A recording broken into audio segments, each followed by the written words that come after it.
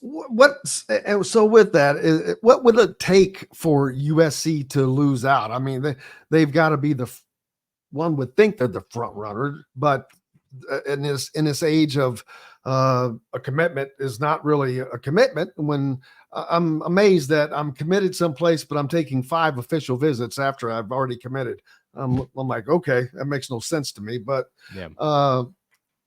What does USC have to do, or is it just what you just said? It comes down to something else, relationship wise.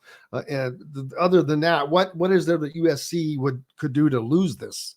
Yeah, I think part of it is a little bit of a concern that Lincoln Riley is not long for USC and might be sort of looking at NFL jobs. Now, I mean, if you're a conspiracy theorist when it comes to this, Matt Eberflus at the Chicago Bears is on the hot seat going into this year.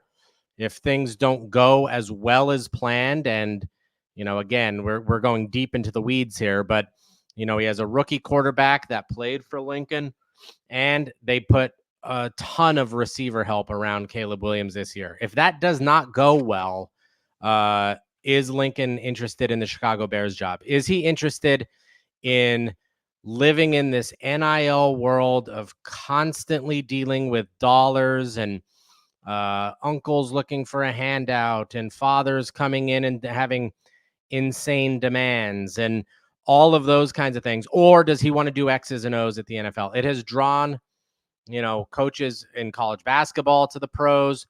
It has certainly drawn Nick Saban out of this because he's just tired of having people come into his office asking what he's going to give them. All those kinds of things. Is there concern there from Juju Lewis and his family that, hey, I don't want to go all the way across the country if I'm not totally convinced that Lincoln Riley's there for the long haul? The same issue is at Colorado. Yeah. When Shador and Travis Hunter, who's basically a son to Dion, and Shiloh go to the NFL, are there questions about how long Dion has interest in now not only running a college program in Boulder, Colorado, but now having to rebuild one because basically his 3 best players just left, including his 2 sons and what I would call like a stepson because Travis Hunter is so close to him. So those are the issues. Now, even through Indiana's major struggles over the years, and I think 2 winning seasons since 1995, that is not making a 5-star quarterback die to go to Bloomington and play there. But, there have only been 5 coaches during that time. It's not like they're turning coaches over every 3 years. Even Tom Allen with, 1 winning season other than the COVID year, they had him there for many years. Curt Cignetti is not going anywhere very quickly unless he goes 11-1 and now is the hottest coach in America and everybody wants to hire him. So there is definitely coaching stability there. And so I think that's it. And I also think, to be totally blunt, I think there's a lot of NIL money being passed around right now. There are a lot of NIL demands when it comes to him. And so who wants to play that game? Who's willing to go through all of this to get him? Or do schools move on to other targets, whether high school or portal? In today's age of the transfer portal, and although in football it's different because players they can't enter the draft until 3 years? Year 3, yeah. So they don't have to stay at the same school, but they have to be someplace and be doing something. But is recruiting out of high school as important as it was, as opposed to being able to, I know you don't want a different quarterback every year, but if you can have a polished quarterback or more of a polished quarterback each year, that seems like it's very enticing to go that route. Absolutely. And no, yeah, high school recruiting is not nearly as important as it once was. And almost by design, the portal allows that. If you're a hot seat coach, like if you're Sam Pittman at Arkansas, if you're Billy Napier at Florida, you don't have time anymore to do this. So it's really by year 3, if you're not turning things drastically, with, and I don't necessarily feel bad for coaches in this situation. The money they're demanding and all of the accessories that they're demanding, you better win. I mean, you're there to win. And so but the portal has changed everything, and I'll read down how it's changed it. Julian Sayin, 5-star, signs with Alabama. Saban retires. He goes to Ohio State. He's probably the future quarterback at Ohio State. People say he's the best quarterback in the room right now.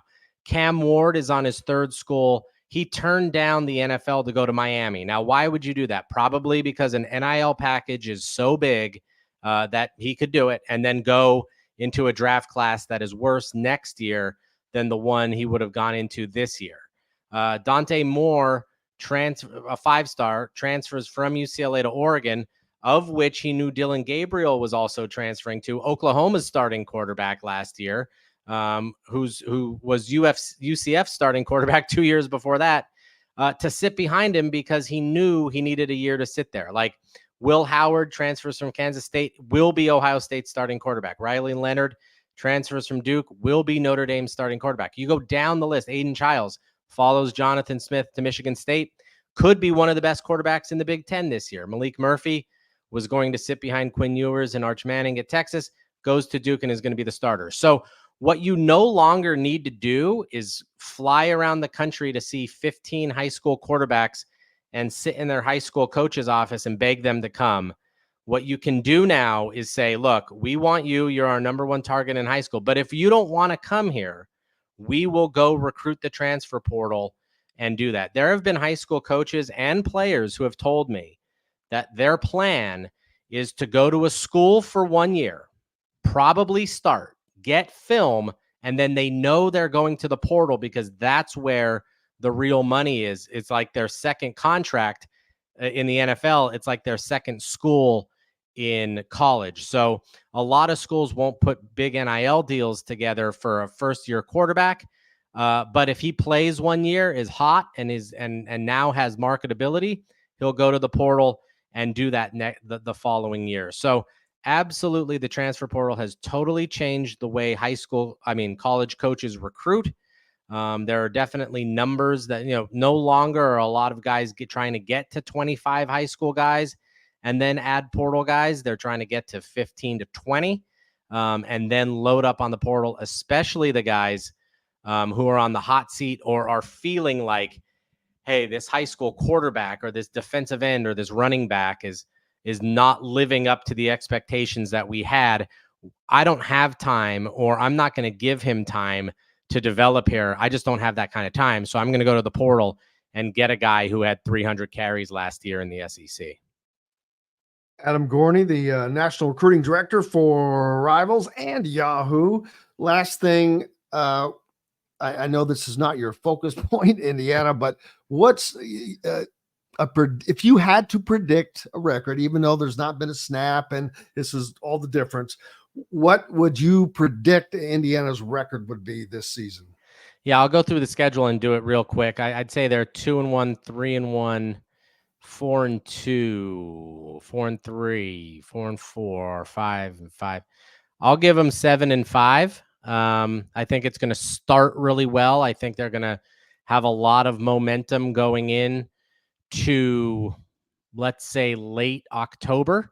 I think that Nebraska game, I think that real important stretch for this season is Maryland, Northwestern, Nebraska.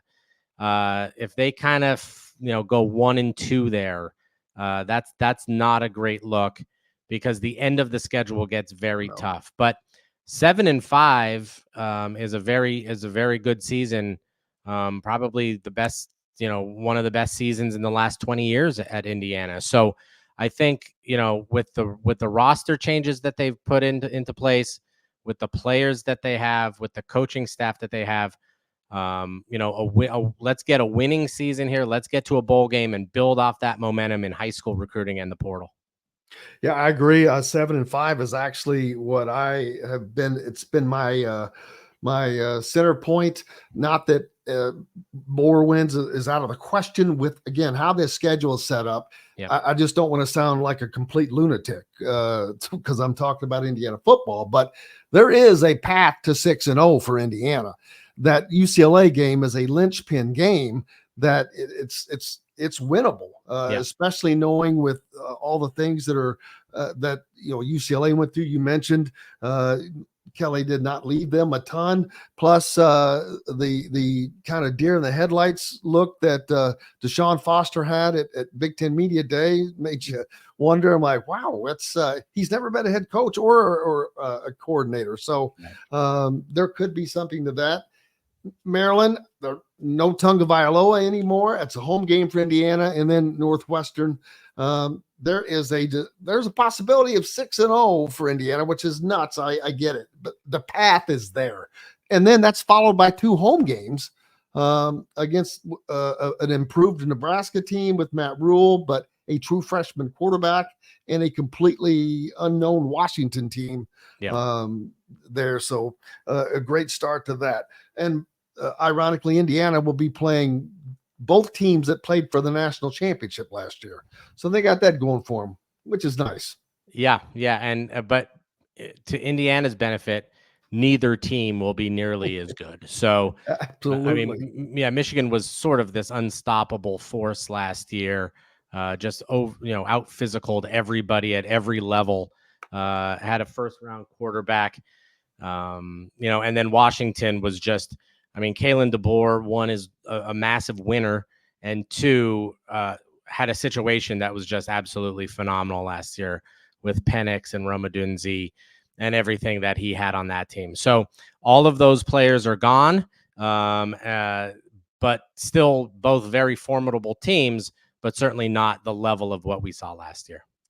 Nope. Another crazy quick stat. Alabama's head coach, offensive coordinator, defensive coordinator, and strength coach all on the Indiana staff together just a few years back. And LSU's defensive line coach, Kevin Peoples, as well on that staff. Crazy.